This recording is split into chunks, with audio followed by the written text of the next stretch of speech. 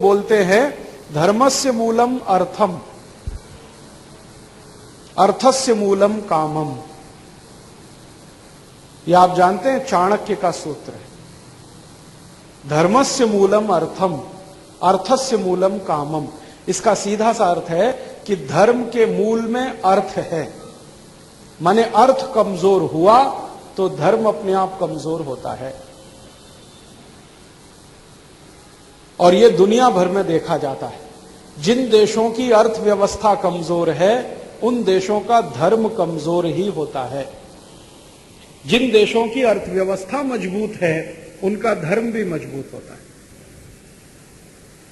आप देख लो, यूरोप और अमेरिका की अर्थव्यवस्था मजबूत है तो ईसाईयत पूरी ताकत से लगी हुई है सारी दुनिया में। अरब देशों की अर्थव्यवस्था पिछले 30 साल में मजबूत हुई है। 30 साल पहले तो उनको कोई जानता पहचानता नहीं था। 30 साल में उनकी अर्थव्यवस्था मजबूत हुई है। तो इस्लाम को देख लो आप, कैसी ताकत से दुनिया के सामने अभी खड़ा हो रहा है। आज का अखबार आप पढ़ो तो जॉर्ज बुश को धमकी दे रहा है अल जवाहिरी, एक इस्लामिक आतंकवादी संगठन का कार्यकर्ता, अमेरिका के राष्ट्रपति को धमकी दे रहा है क्योंकि उसकी आर्थिक ताकत इतनी मजबूत है। उसको मालूम है कि उसके देश में से कितना पेट्रोल और डीजल दुनिया भर में बिक रहा है और कितनी इनकम उसको आ रही है। उसकी ताकत पर वो जॉर्ज बुश को धमकी दे रहा है। और हमारे देश के प्रधानमंत्री और राष्ट्रपति का तो दम निकल जाता है हिंदू भारतीय शब्दों का उपयोग करने में। क्यों? आपकी आर्थिक शक्ति कमजोर है तो धर्म तो कमजोर होने ही वाला है। हमारी आर्थिक शक्ति इतनी कमजोर है कि अमेरिका अगर हमको कर्ज देना बंद कर दे तो यहां बजट नहीं बन सकता इस देश का। महाराष्ट्र सरकार अगर कल से संकल्प ले ले कि कर्ज नहीं लेंगे तो महाराष्ट्र के सरकारी कर्मचारियों को पगार नहीं मिल सकती, इतना कमजोर है महाराष्ट्र। 1 लाख करोड़ रुपए का कर्ज है महाराष्ट्र पर और 1 साल की जो आमदनी है महाराष्ट्र की उसका 50% कर्जे के ब्याज में खर्च हो रहा है महाराष्ट्र। तो हम कर्ज आधारित अर्थव्यवस्था चलाते हैं और जो कर्जदार होता है वो सबसे कमजोर होता है। साहूकार के सामने आंख में आंख डाल के बात नहीं कर सकता। तो चूंकि हमारी अर्थव्यवस्था कमजोर है इसलिए धर्म भी कमजोर है। और जिन देशों का धर्म कमजोर होता है वहीं के नेता धर्मनिरपेक्षता की बात करने लगते हैं। हमारे जितने नेता धर्मनिरपेक्षता का उच्चारण करते हैं ना सवेरे से शाम तक, दुनिया में कोई देश में नहीं होता यह उच्चारण। सऊदी अरब बहुत छोटा सा देश है, संयुक्त अरब अमीरात बहुत छोटा सा देश है, बहरीन, कुवैत, ओमान बिल्कुल शहर के बराबर के देश है।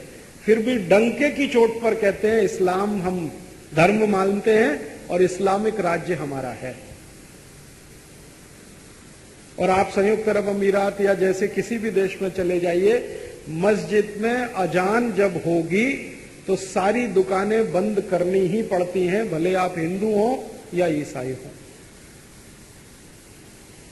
दुबई चले जाइए, आप अबू धाबी चले जाइए, दोपहर की नमाज जब पढ़ी जाती है तो सारे कारखाने, सारी फैक्ट्रियां, सारे कॉलेजेस, हॉस्पिटल सब बंद कर दिए जाते हैं जितनी देर अजान चलती है।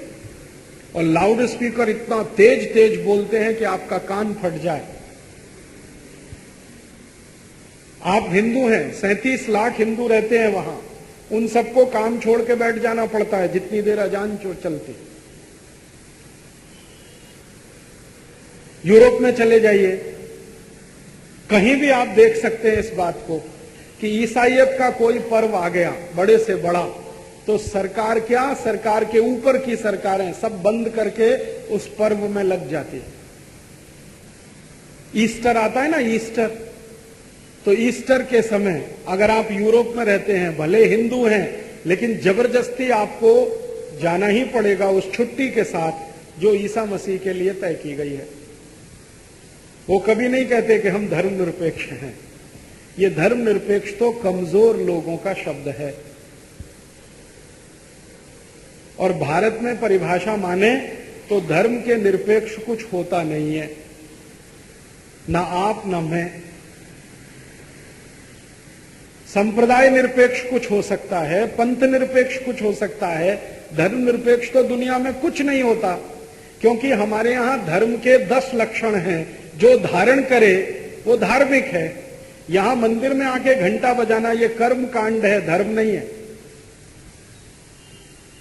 धर्म तो धारण करने वाले 10 लक्षणों के आधार पर चलता है। मनुस्मृति में वो लक्षण दिए गए हैं। धर्म क्या है? जो व्यक्ति उसको धारण करे उसके 10 लक्षण हैं, वही धार्मिक है। वो हिंदू हो, मुसलमान हो, ईसाई हो, पारसी हो, इससे कोई लेना देना नहीं है। जो उन लक्षणों को धारण करे वो धार्मिक है। ये हमारी परिभाषा है, लेकिन संविधान में बिल्कुल उल्टा है कि जो मंदिर में जाए घंटा बजाए वो धार्मिक है, कोई तिलक चंदन ऐसे लगाए कोई ऐसे लगाए वो धार्मिक। ये सब कर्म कांड है। और कर्म कांड करना इसलिए पड़ता है कि धर्म के साथ आप जुड़े रहें। अगर कर्म कांड नहीं होगा तो छूट जाता है सब कुछ। तो हमारे ऋषि मुनियों ने बहुत सोच समझकर धर्म को अलग किया, कर्म कांड को अलग किया। कर्म कांड जिंदगी का हिस्सा बना दिया ताकि आप उससे अलग ना हो जाएं, और धर्म बता दिया कि ये लक्षण हैं, इनको आप धारण करो। मनुस्मृति में बिल्कुल स्पष्ट परिभाषा है, और इतनी सुंदर परिभाषा है कि दुनिया में कोई दे नहीं सकता उसको। पूरे ब्रह्मांड के लिए वही है। और वो मनुष्य के लिए नहीं है, मनुष्यतर प्राणियों के लिए भी वही परिभाषा है। पशु हैं, पक्षी हैं, कीड़े हैं, मकोड़े हैं, चींटी है, हाथी है, सबके लिए वही है। तो हमारे यहां तो अगर धर्म के निरपेक्ष आप चले जाएं तो ये ब्रह्मांड ही रसातल पे चला जाए, दुनिया ही नहीं चलेगी। तो भारत में तो धर्म निरपेक्ष कुछ नहीं हो सकता। यहां कुछ हो सकता है तो पंथ निरपेक्ष हो सकता है कि सरकार पंथ निरपेक्ष है, इस पंथ का भी नहीं मानती, उसका भी नहीं मानती, इस संप्रदाय का भी नहीं मानती, उस संप्रदाय का भी नहीं मानती। तो धर्म निरपेक्ष होना तो संभव ही नहीं है, भारत के ही लिए नहीं, दुनिया में किसी के लिए भी। ईसाइयत भी धर्म निरपेक्ष नहीं हो सकते, नहीं तो डूब जाएगा सब कुछ। इस्लाम भी धर्म निरपेक्ष नहीं हो सकता, क्योंकि सब डूब जाएगा। धर्म निरपेक्ष तो दुनिया में कुछ नहीं हो सकता। जो है वो धर्म के सापेक्ष ही हो सकता है, निरपेक्ष तो कुछ नहीं हो सकता। संप्रदाय निरपेक्ष कुछ हो सकता है, पंथ निरपेक्ष कुछ हो सकता है, लेकिन हमारे नेताओं को तो ये बात करने में भी डर लगता है। या तो वो बहुत कमजोर हैं या मूर्ख हैं, दो ही कारण हो सकते हैं। मुझे लगता है कि उनमें मूर्खता की पराकाष्ठा है नेताओं में। कमजोरी तो है, थोड़ी बहुत है, लेकिन मूर्खता की पराकाष्ठा है।